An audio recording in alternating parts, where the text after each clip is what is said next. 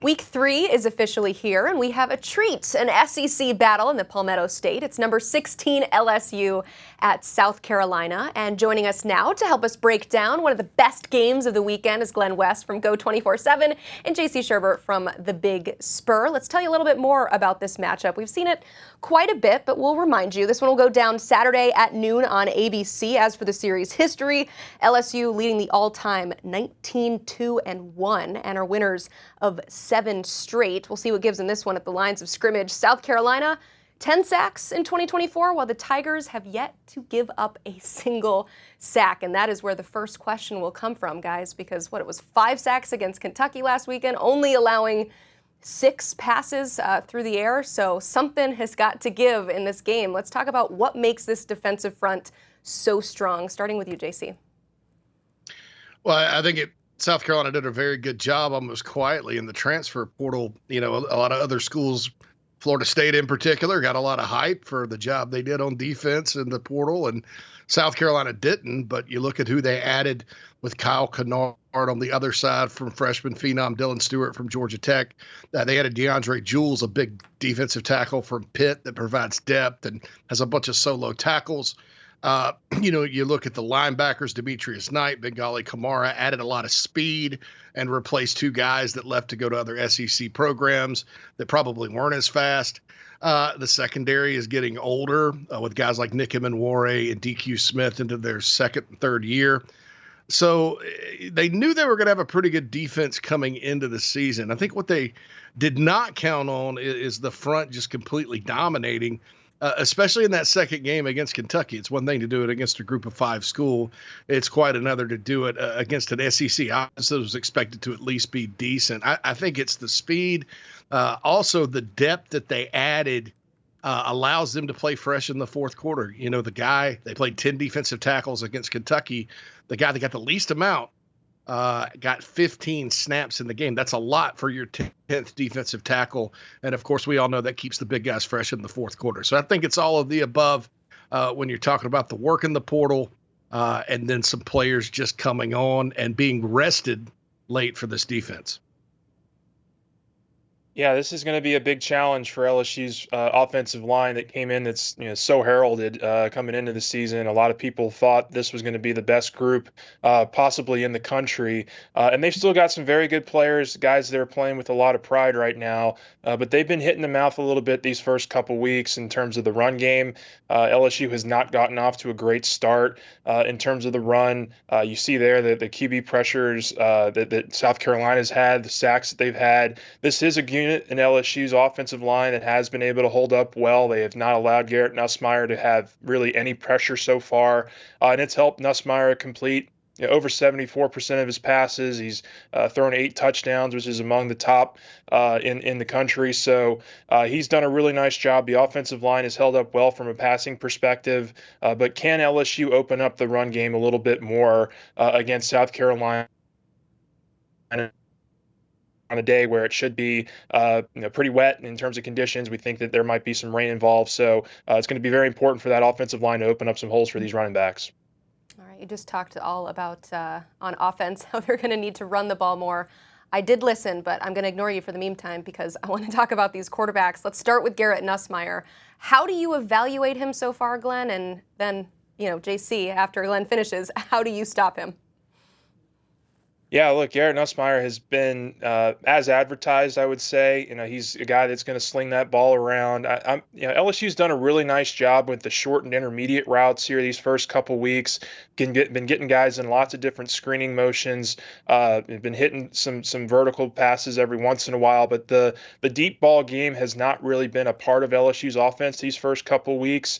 I'm going to be very interested to see Garrett Nussmeier takes a couple shots down the field in this game, but they have a lot of speed. Kyron Lacey's off to a really nice start. We kind of felt like he would be a guy that Nussmeier would really lean on early in this season, and that's proven to be true.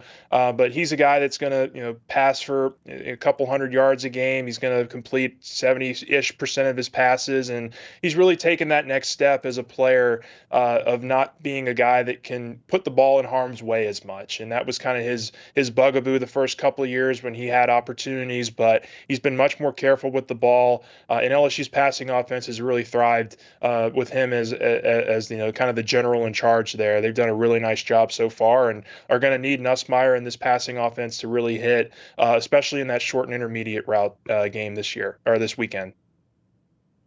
Yeah, I don't know of many teams that are going to be able to stop Garrett Nussmeier if they don't heat him up a little bit. That means apply pressure, and like you said, it's easier said than done. Will Campbell, I think, 2 career sacks he's given up, no sacks this year. Part of it is that very talented NFL-like offensive line LSU has, but part of it is Garrett can escape trouble. He can roll out, he can find the guy downfield, keeps his eyes downfield. You can tell he's a coach's son. You can tell he's a mature quarterback. You could tell he knows the system. Like Lynn said, he cuts down on the mistakes. He's not a guy that you'd think heading into a game. It's week 3, and we all know anything can happen. But right now, I don't anticipate him beating himself, if that makes any sense. So South Carolina is going to have to get some pressure. Something's got to give up front, whether that's with the ends or blitzing or stopping him from rolling out on the off-schedule plays. Because he's lethal when he gets on the move. The hardest thing some folks say to teach a quarterback is to keep his eyes downfield. Garrett Nussmeier, he does it naturally, and he's got really good arm talent, very accurate passer.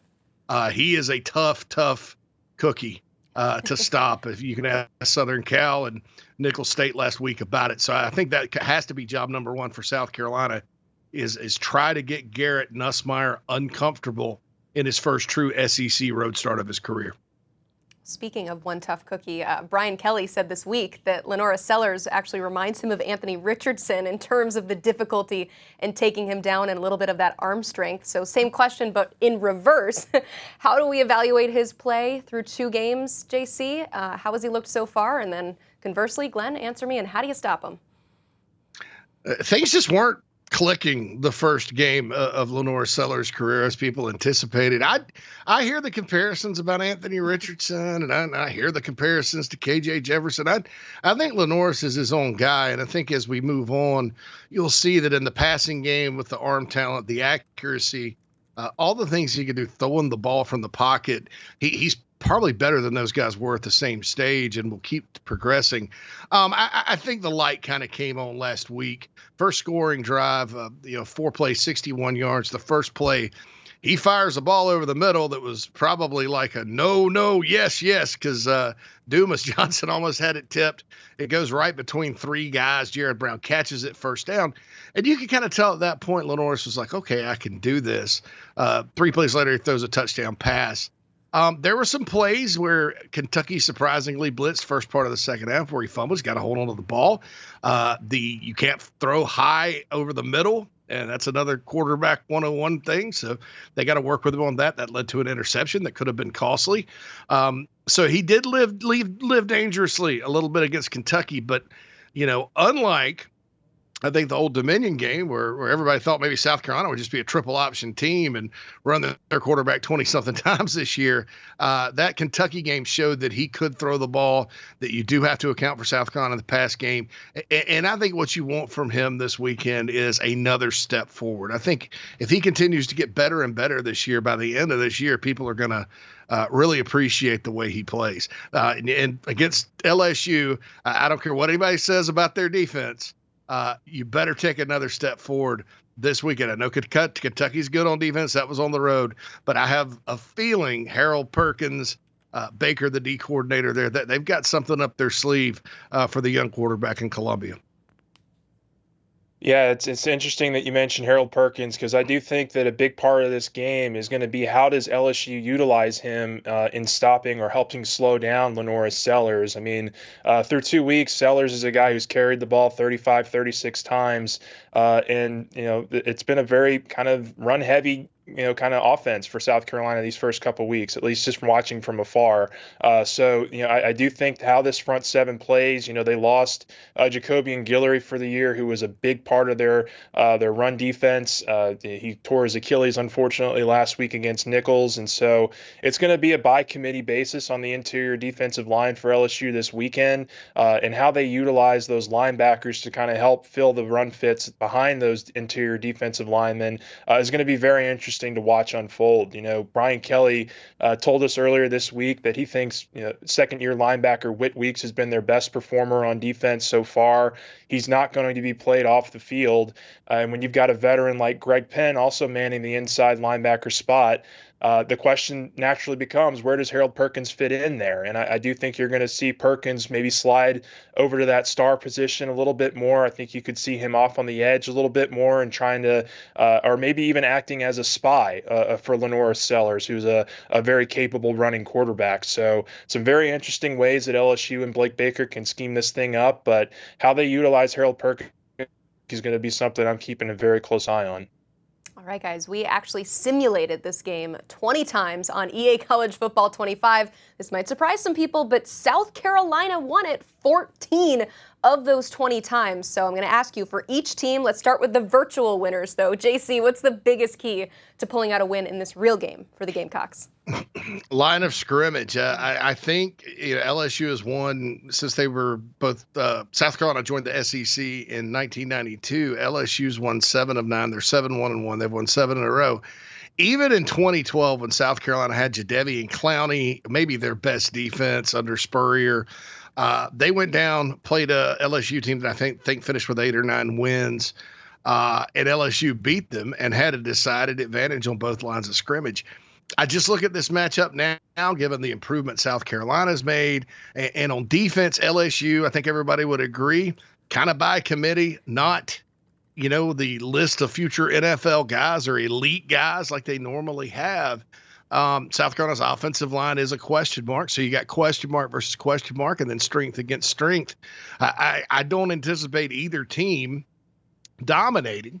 But if one does, I think they'll win. And if not, it's going to be a very close game and come down to who wins the majority of their battles on the line of scrimmage and at what point in time. I mean, are you going to break down on the offensive line if you're Carolina when Sellers has a wide open guy? Are you going to give up a sack if you're LSU when Nussmeier's got a guy that would have scored a touchdown or gotten a first down or whatever? That's the key to the game for me, outside of, your football 101 stuff like don't turn over the ball, field position, third down, that kind of thing. But I think this is a line of scrimmage battle and a line of scrimmage league.